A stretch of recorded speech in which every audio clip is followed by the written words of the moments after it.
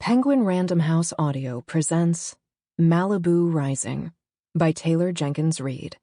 Read for you by Julia Whelan. Malibu catches fire. It is simply what Malibu does from time to time.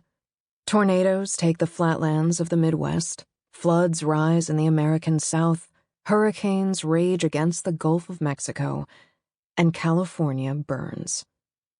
The land caught fire time and again when it was inhabited by the Chumash in 500 BCE. It caught fire in the 1800s when Spanish colonizers claimed the area. It caught fire on December 4th, 1903, when Frederick and May Ringe owned the stretch of land now called Malibu. The flames seized 30 miles of coastland and consumed their Victorian beach house. Malibu caught fire in 1917 and 1929, well after the first movie stars got there. It caught fire in 1956 and 1958, when the longboarders and beach bunnies trickled to its shores. It caught fire in 1970 and 1978, after the hippies settled in its canyons. It caught fire in 1982, 1985, in 1993, 1996, in 2003, 2007, and 2018, and times in between.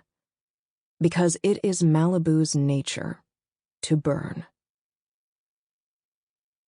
At the city line of Malibu today stands a sign that reads Malibu, 27 miles of scenic beauty. The long, thin township, an area that hugs the slim coast for almost 30 miles, is made up of ocean and mountain, split by a 2-lane throughway called the Pacific Coast Highway, or PCH. To the west of PCH is a long series of beaches cradling the crystal blue waves of the Pacific Ocean. In many areas along the coast, beach houses are crammed along the side of the highway, competing for views, narrow and tall. The coastline is jagged and rocky. The waves are brisk and clear. The air smells of fresh brine.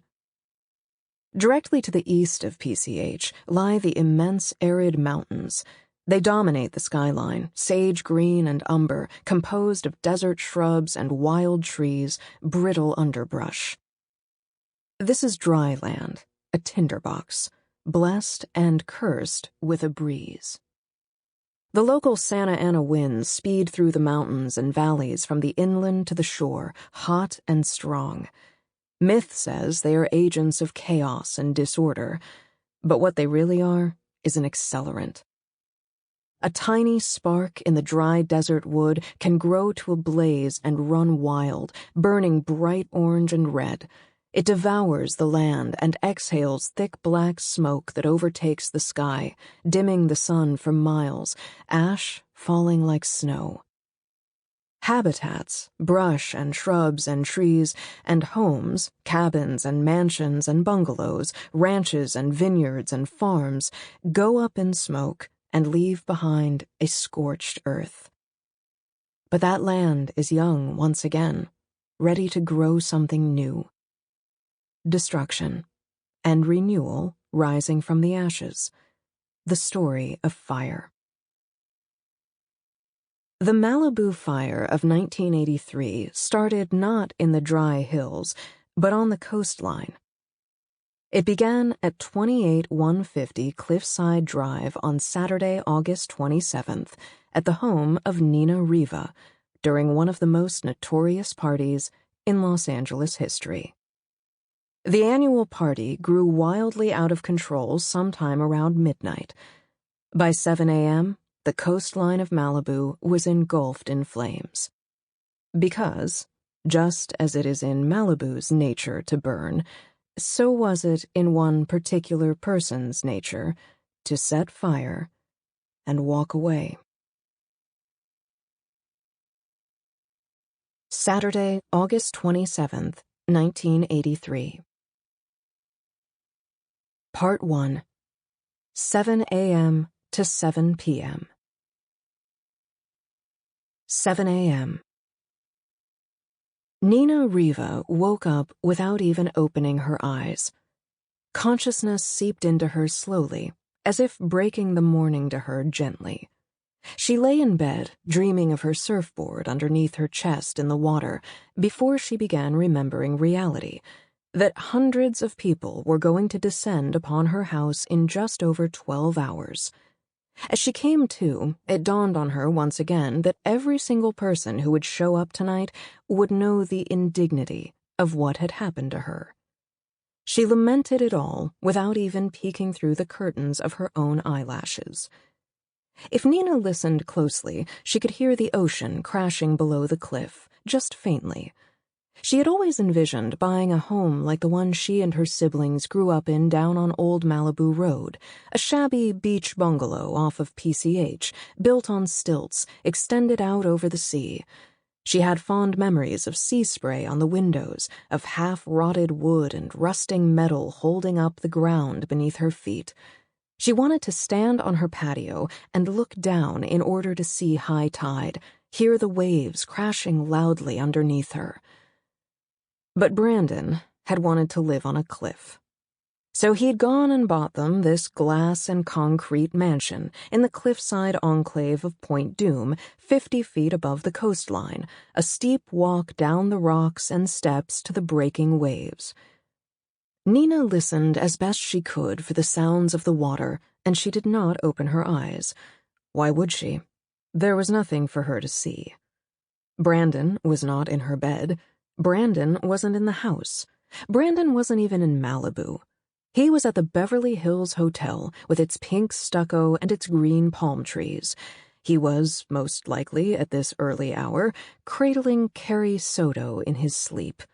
When he woke up, he would probably take his big paw of a hand and move her hair out of the way and kiss her neck. And then the two of them would probably start packing together for the U.S. Open. Ugh. Nina didn't hate Carrie Soto for stealing her husband because husbands can't be stolen. Carrie Soto wasn't a thief. Brandon Randall was a traitor.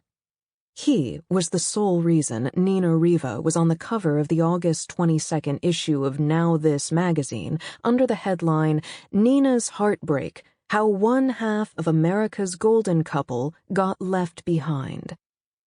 It was an entire article dedicated to the fact that her tennis pro husband had publicly left her for his tennis pro mistress. The cover image was flattering enough. They had pulled one of the photos from her swimsuit shoot in the Maldives earlier that year. She was wearing a fuchsia high-leg bikini. Her dark brown eyes and her thick eyebrows were framed by her long brown hair, lightened from the sun, looking a tad wet, a faint curl still in it. And then, of course, there were her famous lips. A billowy bottom lip topped by her thinner upper lip, the Riva lips as they had been dubbed when they were made famous by her father Mick. In the original photo, Nina was holding a surfboard, her yellow and white Town & Country 6-foot 2-inch thruster. On the cover, they had cropped it out, but she was used to that by now. Inside the magazine, there was a picture of Nina in the parking lot of a Ralph's grocery store from 3 weeks prior. Nina had been wearing a white bikini with a flowered sundress thrown on over it. She'd been smoking a Virginia Slims and carrying a 6-pack of Tab. If you looked closely, you could tell she had been crying. Next to it, they'd put a photo of her father from the mid-60s. He was tall, dark, and conventionally handsome in a pair of swimming trunks, a Hawaiian shirt, and sandals, standing in front of Trancas Market, smoking a Marlboro and holding a bag of groceries. Over the photos ran the title, The Apple Doesn't Fall Far from the Riva Tree. They'd framed Nina as the dumped wife of a famous man on the cover, the daughter of a famous man on the inside. Every time she thought about it, her jaw tensed up. She finally opened her eyes and looked at her ceiling. She stood up out of bed, naked except for a pair of bikini underwear. She walked down the concrete stairs into the tiled kitchen, opened the sliding glass doors that looked onto her backyard, and stepped out on the patio. She breathed in the salt air. It was not yet hot that morning. The breeze that stalks all seaside towns was running offshore.